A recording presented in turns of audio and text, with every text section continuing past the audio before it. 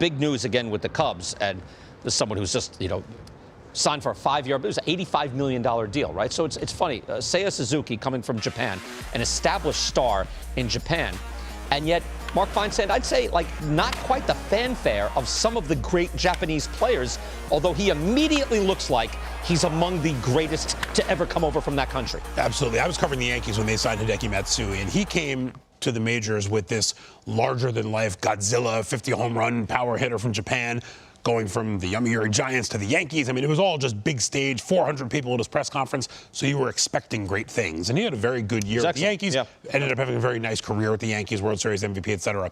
Suzuki did not come with that fanfare. I think partially we had the work stoppage this winter. There wasn't a lot of talk about his free agency and where he was going to go. And even, once the lockout ended and then he signed, everybody was signing. We had that crazy week where the whole world was signing, and it sort of just slipped under the radar because there were some really big MLB free agents who were still out there. Right. But watching the early returns, he certainly seems like he could be maybe the best all-around offensive player that we've seen come from Japan. Ichiro obviously was as good a hitter as we've seen. Matsui was probably the best power hitter we've seen.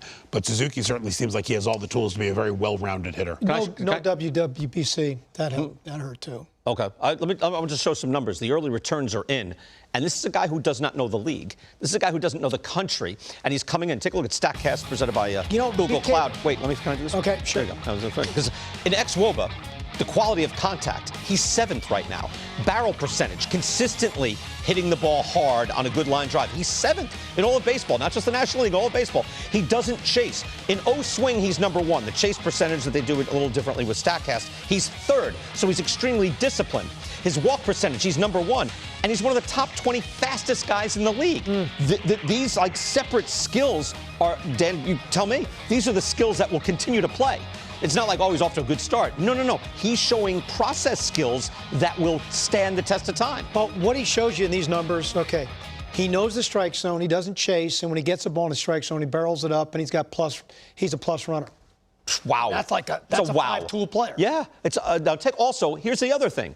In this era of shifting on players, it is possible to spray the ball to all fields. It's been done in the history of baseball. Take a look at the spray chart from Seiya Suzuki. Look at where he hits the ball. All over. He's a right-handed hitter. He kind of goes that opposite field power alley sort of thing. There's a lot of ground ball outs there too, but you can see what he does: doubles, home runs. He's hitting to all fields.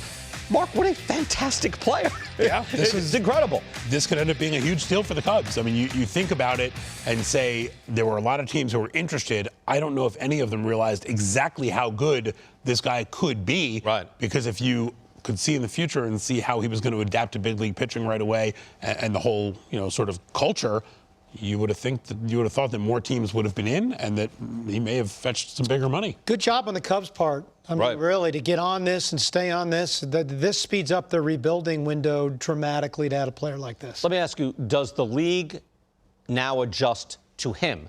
It's remarkable enough that he's able to adjust to, he hasn't seen pitching or pitchers like this, and he's fine.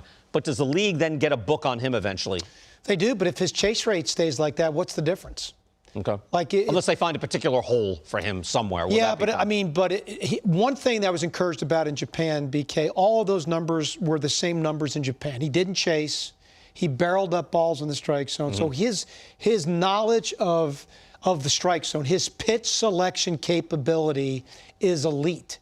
That's one tool that just translates no matter where you play. It's tough to find a hole in a hitter that doesn't chase outside of the strike zone. If he continues with that approach, he's going to have a heck of a year.